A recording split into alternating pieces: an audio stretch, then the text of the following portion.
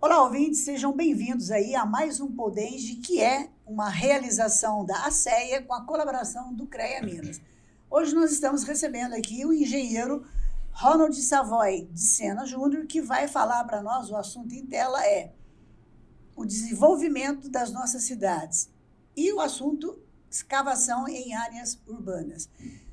O Ronald é engenheiro civil pela USP de São Carlos, formado em 1988, mestre em engenharia civil, geotecnia pela USP São Carlos em 1993, professor da PUC Minas, Poços de Caldas, em engenharia civil, professor pós-graduação em engenharia de estruturas e geotecnia, PUC Minas, IMBEC, Moura Lacerda, QI Pós e Unilins. Proprietário das empresas Estrugel, projeto de estruturas e fundações.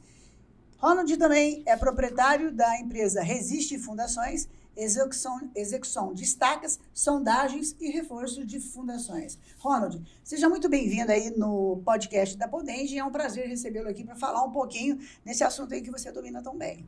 Muito obrigado, fico lisonjeado pelo convite de esclarecer aí e falar um pouco desse tema de extrema importância, que é a questão de escavações em centros urbanos. Com certeza. Você tem alguma coisa que eu não falei que você queira se apresentar, queira acrescentar? Não, basicamente é isso, né? Nós atuamos tanto dentro da academia, como professor dentro da PUC Minas, Poços de Caldas, e também atuamos no mercado de trabalho, atuando na engenharia propriamente dita, dentro dessa área que nós vamos falar aqui, que é a área da geotecnia. Certo, então vamos lá. O que são escavações urbanas e por que elas são tão importantes nos centros das cidades? Essa é uma questão hoje muito importante, envolve basicamente quando da construção de qualquer edificação, principalmente as de maior porte, a necessidade de escavação de subsolos. Então, quando a gente vai executar a edificação e da necessidade hoje cada vez maior de vagas de garagem, é cada vez mais comum a necessidade de grandes escavações. Então, antigamente a gente tinha um carro por apartamento, um nível só de subsolo.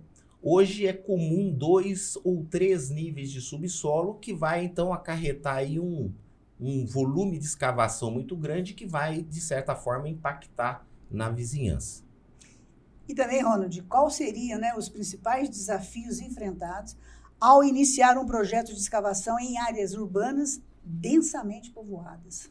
É exatamente isso. O que acontece, diferente do que nós tínhamos lá no passado, hoje é comum, né, o empreiteiro, o empreendedor, adquirir uma área dentro da cidade, desapropriar ou demolir essas edificações antigas e ali construir um edifício.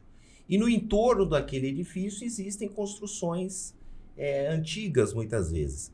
E essas grandes escavações deverão ser feitas de forma adequada, tomando os devidos cuidados para que minimize ao máximo o impacto nessas edificações.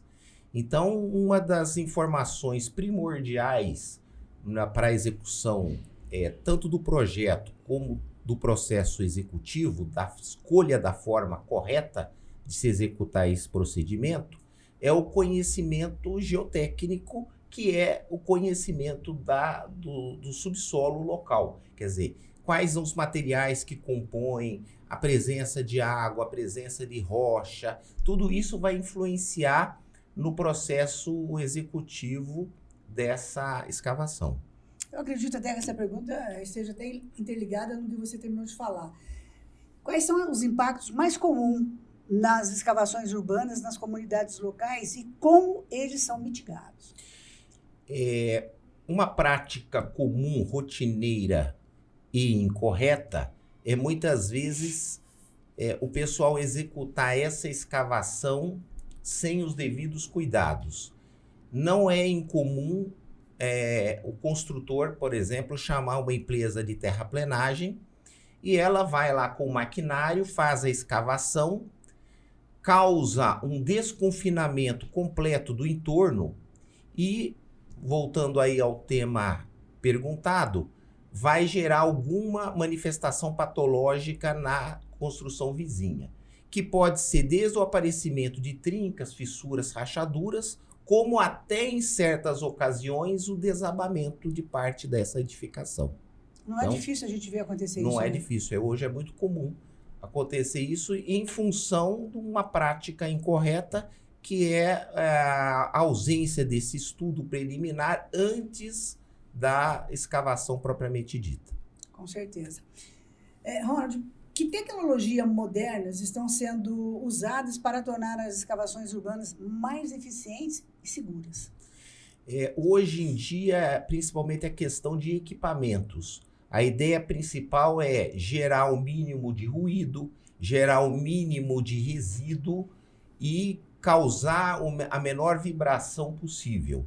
Então, hoje nós temos equipamentos como estacas do tipo hélice contínua, que são equipamentos que vão furar o terreno sem causar nenhuma vibração e vai gerar também a menor quantidade de resíduos no processo.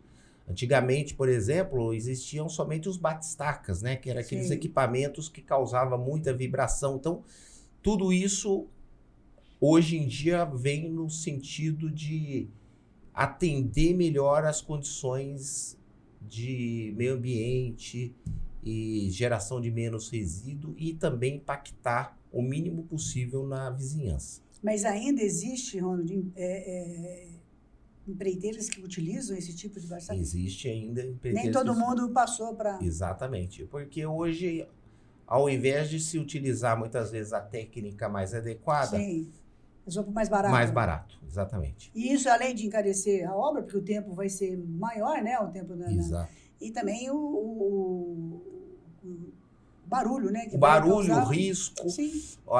Hoje nós temos uma norma chamada norma de desempenho, que ela envolve não somente a ruína propriamente dita, mas como qualquer outro dano, que leva em conta, por exemplo, a questão de barulho, a questão de vibração. Então, às vezes, o leigo, ele acha que o perigo é só o desabamento. Não, existem coisas menores que também vão ser passíveis até de processos. Isso daí até para a segurança do próprio funcionário, das pessoas que estão ali fazendo... Não somente do entorno, quem está executando também. Exatamente, também, né? Qual é o papel da engenharia geotécnica em garantir a estabilidade e a segurança das escavações urbanas? Na engenharia geotécnica é onde o profissional ele tem o conhecimento da área, chamada geotecnia, o próprio nome diz, né? Geo vem de terra, tecnia técnica, que é um engenheiro civil que tem uma formação voltada na pós-graduação ao estudo de solos e rochas voltada à engenharia. Então, é um engenheiro geotécnico, comumente chamado de consultor de solos, que vai ser o profissional capaz de prescrever os ensaios necessários para o conhecimento e características do solo para se prever o dimensionamento dessa contenção e dessa forma minimizar ao máximo qualquer risco de patologias no entorno. Ronald, como as condições climáticas afetam os projetos de escavação urbana e que medidas são tomadas para mitigar esses efeitos também? Uma questão importantíssima que diz respeito ao clima é que quando nós estamos trabalhando com escavação, o ideal é que a mesma não seja feita em estação chuvosa, né? Essa época do ano, por exemplo, é uma das melhores épocas para se iniciar todo o processo de escavação urbana. Quando da época de chuva, todo o processo ele acaba sendo afetado, porque envolve a remoção do solo propriamente dito e também da execução da própria contenção. Então, queira ou não, as chuvas, elas causam um impacto danoso maior, porque a água da chuva, a infiltração, ela causa o amolecimento do solo e é onde nós temos, consequentemente, maior riscos de escorregamentos e de acidentes. Com certeza. Você pode compartilhar com a gente, Ronald, alguns casos, né, de estudos interessantes e desafiadores de escavações urbanas que você realizou? Sim, se tratando principalmente nessa questão de subsolos de edifícios, Nós temos situações de grandes subsolos, por exemplo, em Ribeirão Preto, na execução de um shopping no centro da cidade, chamado Shopping Santa Úrsula, construído dentro de uma área densamente povoada. Foi feito num quarteirão esse shopping, que para contemplar as vagas de garagem, foi feita uma escavação de em torno de 10 a 11 metros de profundidade, utilizando técnicas modernas de cortina, utilizando paredes de diafragma e o uso de tirantes. Olha que bacana. Foi bastante desafiador porque foi feito numa área densamente povoada, com a necessidade, obviamente, de menor risco possível. Com certeza. Mas encarece um pouco mais a obra também. Encarece mais a obra. A partir do momento em que a gente começa a ter restrições, né, você acaba tendo a necessidade de se utilizar técnicas mais modernas e muitas vezes mais caras. Com certeza. Qual a importância das parcerias entre diferentes disciplinas da engenharia e outras profissionais em projetos de escavação urbana?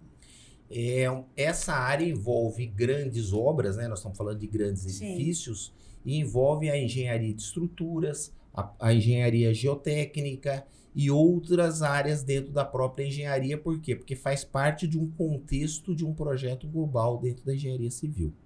Né? Entendi. Como é que você vê, Ronald, o futuro das escavações urbanas com o avanço da tecnologia e a crescente urbanização? Está ali, né? Está ali. Cada vez mais nós vamos ter a necessidade dessas escavações. Muitas vezes poderiam perguntar por que a gente não constrói para cima, né? Por que as vagas de garagem, ao invés de ter subsolos, a gente tem os sobressolos, né? Faz do nível do terreno, começa a subir e faz os demais pavimentos, os pavimentos tipos do edifício. Por limitações de altura, né? Você tem que maximizar ao máximo o uso da edificação. Os terrenos são muito caros. Então, procura-se fazer com que as vagas de garagem fiquem na parte de baixo e a parte mais nobre da edificação na parte de cima. O que acontece muitas vezes, e eu acabei não comentando, é que tem muita limitação, por exemplo, questão da água. Não é todo local que a gente consegue fazer o rebaixamento do lençol. Por exemplo, em Poços de Caldas, né, a cidade que eu resido, no centro, a gente não consegue fazer subsolos. Por quê? Porque lá o nível da água é alto e eu tenho necessidade de fazer bombeamento de água. Porque senão a garagem fica cheia de água. Sim. Então, o rebaixamento do lençol, ele afeta o aquífero. E, consequentemente, isso vai gerar outros problemas, principalmente em torno ambiental. Então, nós temos essa questão importante de ser resolvida, e é a questão que eu comentei, que é desenvolvimento de equipamentos que vão visar principalmente o menor impacto, a menor vibração, menor geração de resíduo. É importante salientar que antes da escavação a gente tem que fazer a contenção. O erro que eu comentei no início da empresa chamar a empresa de terraplenagem, fazer a escavação e depois executar a contenção, é querer remediar já o estrago. Eu tenho que, previamente à escavação, fazer a contenção, o que a gente chama de cortina, para que a estrutura, toda a estrutura do entorno fique confinada e a partir daí eu consiga fazer a escavação propriamente dita.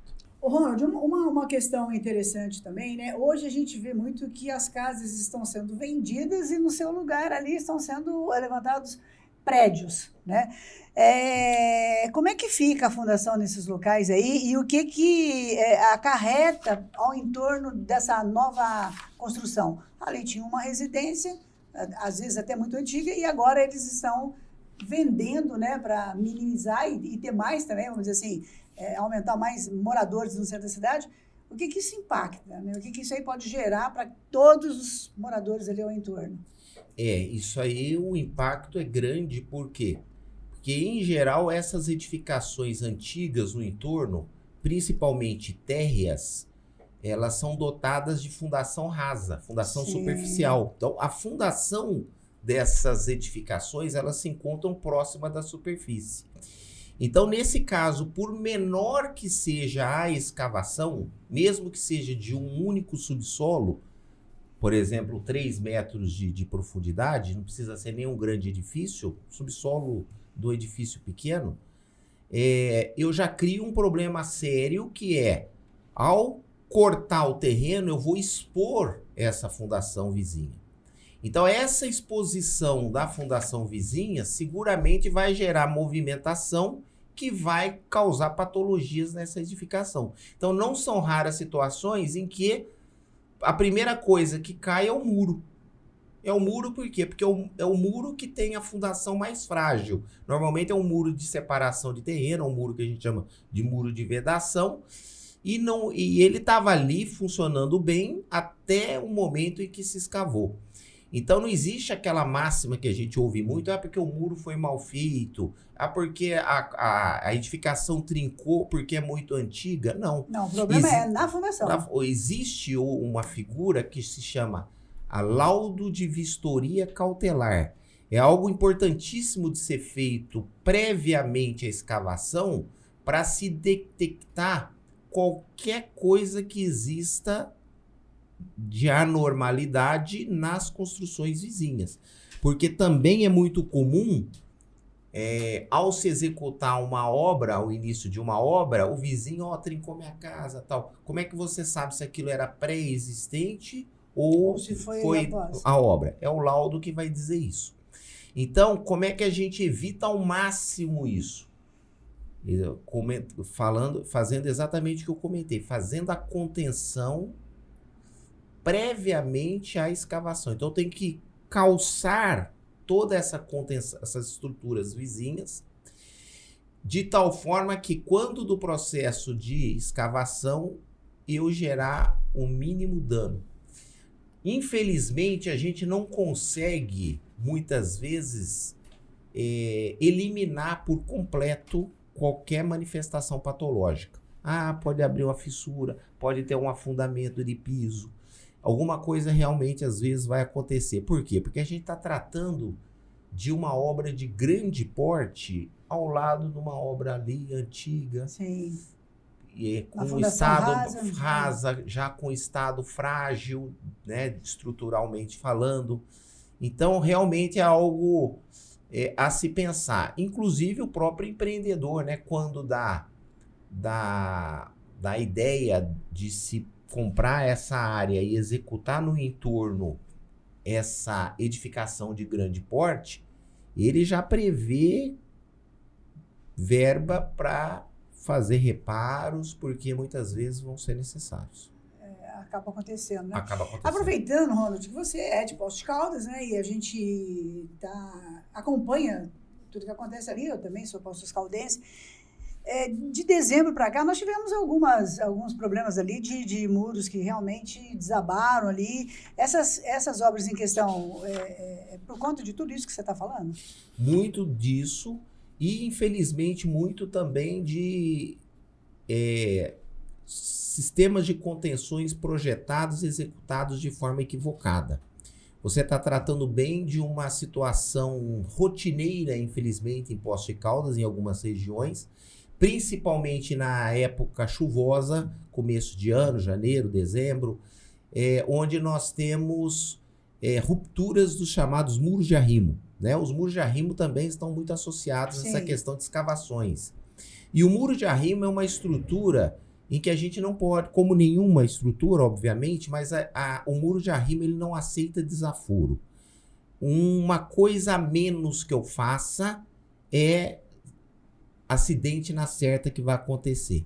E, em geral, catastróficos, porque envolve volumes de terra, né, contidos de grande intensidade. Então, quando há rupturas de muros de arrimo, são acidentes que a mídia ela acaba apresentando. Sim. Porque são estruturas que vão realmente para o espaço. E isso se deve a quê? A práticas equivocadas, muitas vezes aquela famosa copia, copia e cole, né? Quer dizer, um faz exatamente, daquele jeito Os e acha demais- que cada solo é de um jeito, cada certeza. situação é de um jeito. Não se coloca o que a gente chama de drenagem. Na chuva eu preciso do quê? Fazer com que a água flua de forma livre. E se eu não faço isso, por que os muros de arruimo rompem na chuva? Porque a partir do momento em que a água começa a infiltrar, ela gera um esforço chamado empuxo muito grande e a estrutura ela não consegue resistir a isso. Fica durante o ano todo aquilo ali parado, chega na época de chuva, aquilo cai. É a época onde a gente tem a maior solicitação e, consequentemente, o maior risco. E nós tivemos, de Ronald, esse final do ano passado, até nisso, nós tivemos um acúmulo de água muito grande, que o clima também mudou demais. Né? A água que choveu não sei quantos milímetros naquela semana, que era para chover o mês inteiro. Isso daí também, numa obra que não foi feita como devidamente, né, projetada, ela vai acarretar nesse problema aí também. Exatamente. É aquela situação em que nós temos uma intensidade pluviométrica muito grande, né? Um volume de água num período muito curto. Quer dizer, não dá tempo nem da água infiltrar e drenar. Então, aquele acúmulo de água de forma abrupta, ela é um mecanismo de causador de ruptura também acentuado. Então, não é um caso, não são 2 casos, são dezenas de casos que a gente começa a vivenciar e, infelizmente, é aquilo que leva não somente ao dano material do próprio muro, como também de tudo que está ali por trás. É área de lazer, é piscina, churrasqueira, e temos que rezar muitas vezes para não ter perdas humanas, né? Porque certeza. o pior ainda não são raras situações que, infelizmente, às vezes morre gente. Outra situação importante que está diretamente ligada a essa questão de escavação, que é importante também salientar, são as escavações da infraestrutura urbana. Então, quando a gente vai executar uma tubulação de água, esgoto, dentro de uma via pública, um loteamento, ou seja lá o que for, a gente tem que fazer uma vala, que é uma escavação vertical, onde o operário ele vai trabalhar ali dentro para colocação de tubo, etc.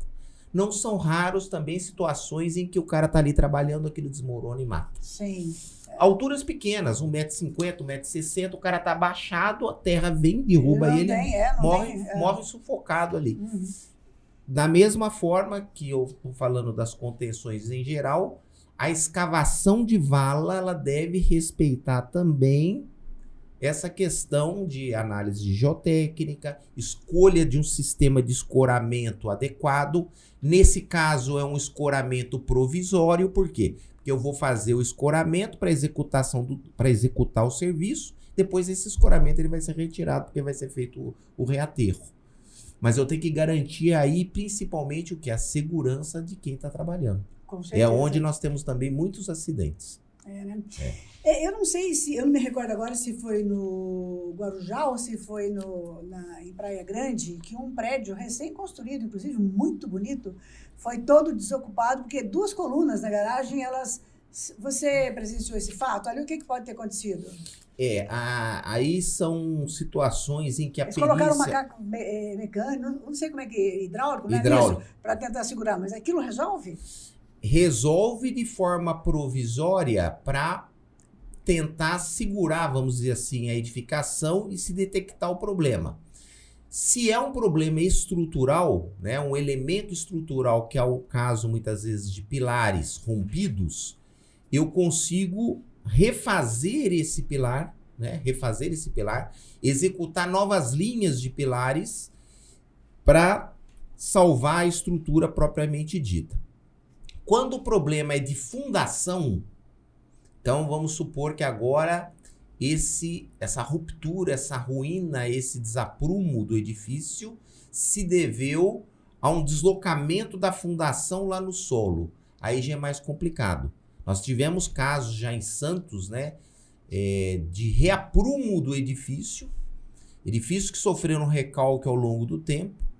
Esses edifícios foram reforçados, a fundação foi refeita e, paralelamente a isso, a edificação ela foi renivelada com macacos hidráulicos. É como a Torre de Pisa, que inclinou, só que lá o objetivo não era voltar na vertical para não perder o ponto turístico, né? Sim. É o edifício que ficou inclinado, o elevador não funciona, problemas de fechar janela, etc. E aquilo vai evoluindo e chega uma hora que tende a tombar mesmo. Então, eles salvaram esses edifícios, né? Um em 2011, outro em 2021. Então, são técnicas que a engenharia civil tem para reaprumar, reforçar e recolocar a edificação em uso, mas a um custo elevadíssimo, Sim, né? Com certeza. Eu me lembro bem, eu conheço um engenheiro que trabalhou no projeto de reforço desse edifício, para uma ordem de grandeza de valores, pessoal. Em 2001, o que foi refeito em 2011, na época, ficou para cada apartamento algo em torno de R$90 mil. Nossa. Trazendo para dias atuais, seria algo em torno de R$400 mil por proprietário, morador. É um apartamento de frente para o mar, com 200 e tantos metros quadrados, avaliado aí em mais de R$1 milhão, seguramente. Mas você vê, é algo em torno aí de 25%. Um número mágico é mais ou menos esse. É 25% que você vai gastar para poder colocar aquela edificação em situação de uso novamente. É algo perdido que voltou. Mas é algo que poderia ter sido seguramente evitado, né? Com certeza. E tem também o fator insegurança de quem vai morar ali, né? Mas exatamente. Vai continuar morando, né? É. Será que eu estou seguro? Por mais que a engenharia esteja hoje muito moderna e com equipamentos de ponta, sempre fica, né? E muitos acabam até abandonando, vendendo até o abandonando. seus... E perde, perde o valor de mercado. Exatamente. Perde o valor do imóvel vai lá embaixo, né? A estrutura fica chancelada com uma estrutura condenada. Exatamente. O CREA, vocês fazem muito... A gente recebe aqui muitas matérias, releases do CREA, que em determinado momento ele está, por exemplo, em Andrade, está fazendo vistoria nas obras. Vocês costumam interditar muitas obras que, de repente, vocês percebam que a situação não está como deveria ter sido feita desde o início? Para no futuro não ser pior? Nós, como profissionais, né, principalmente como professores e tendo aí, inclusive, uma função de educação, nós temos que coibir ao máximo qualquer serviço que não tenha o amparo legal, ou seja, principalmente construções feitas sem um responsável técnico. Na obra tem que ter o nome do responsável. Tem que ter um nome, tem que ter alguém responsável técnico. Tudo, né? Então, quando a gente detecta isso, é muito fácil hoje pelos canais do CREA fazer a denúncia, né? Por quê? Porque eu até recentemente, né, citando aqui como exemplo, eu fui fazer uma avaliação de uma estrutura, de uma casa que estava toda trincada pelo movimento do muro dela com o vizinho. E o que acontece? O vizinho, ele construiu um aterro e, ao invés de fazer um muro de arrimo para conter o aterro dele, ele usou o muro dela. E o que aconteceu? O muro dela começou a ficar manchado já de terra, mostrando claramente que estava tendo uma infiltração, e começou a fissurar, etc. E aí eu fui fazer uma visita nessa obra e era exatamente esse caso. Uma obra que não tinha placa, não tinha engenheiro, o cara era de fora, estava construindo. Então, nem licença para construir tinha, estava fazendo uma coisa no peito, vamos dizer assim, sem nenhum respaldo jurídico. Então, eu mesmo fiz a denúncia no CREA para embargar, né? Não deixar aquilo continuar, porque estava já afetando essa vizinha. Num caso desse, como você bem citou agora aí para nós, aí o que acontece? A obra embargada, ele é obrigado a reiniciar a obra e fazer dentro dos padrões, ou segue dali para frente depois com a supervisão de um profissional? Ali, quando foi feito algo inadequado, ele tem que retirar. Por exemplo, nesse caso do aterro, seguramente ele tem que retirar, pegar uma empresa de terraplenagem, a máquina arrancar toda a terra, fazer a estrutura de contenção e ali, a partir dali, continuar a obra. Para isso, vai precisar de projeto, para isso, vai precisar de um responsável técnico de execução e demais trâmites legais. Numa dessa aí, Ronald, o barato sai caro, né? Porque Sai caro. isso sem dizer que está colocando também em risco as pessoas que moram, né, do lado, o vizinho e tudo, porque a obra não é uma coisa segura, né? Não é segura, exatamente.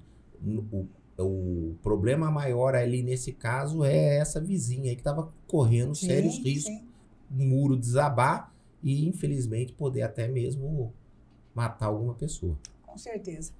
Nós estamos falando com o engenheiro Ronald Savoy de Sena Júnior, que veio trazer para nós aí um assunto muito interessante, né, dentro da engenharia, que é o desenvolvimento das nossas cidades e o tema é escavação em áreas urbanas. Ronald, você tem alguma outra coisa que você queira complementar esse nosso bate-papo aí, para quem está nos assistindo, alguma coisa que nós não falamos que você acha interessante ser colocado?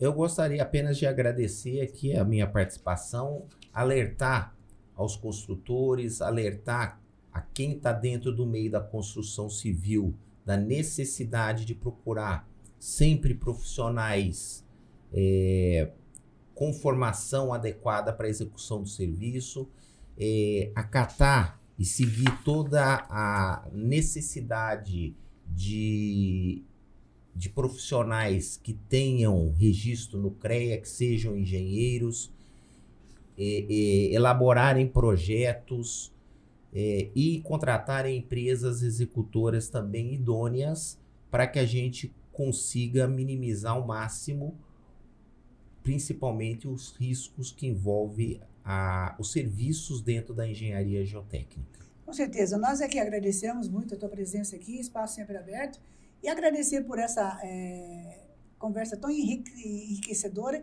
que com certeza vai estar ajudando aí, não só, né, esse podcast do Podenge não é só direcionado aos profissionais da área, mas você, leigo que está nos assistindo, para saber o que você deve fazer antes de começar a sua obra, não é isso, Ronald? É exatamente isso. Fiquem aí ligados, que a gente tem vários podcasts ligados ao assunto, né, voltados para a engenharia, de assuntos relevantes, que eu tenho certeza que vai te ajudar, né, dentro desse tema tão importante e tão atual aí dentro da engenharia. Mais uma vez, nós queremos agradecer ao Ronald, que está aqui falando com a gente. O podcast Podenge é da ACEA, com a colaboração do CREA Minas. Acompanhem nossos podcasts aí, que eu tenho certeza que um deles vai clarear e vai te ajudar aí na sua obra ou qualquer outro setor que envolva a engenharia. Até lá.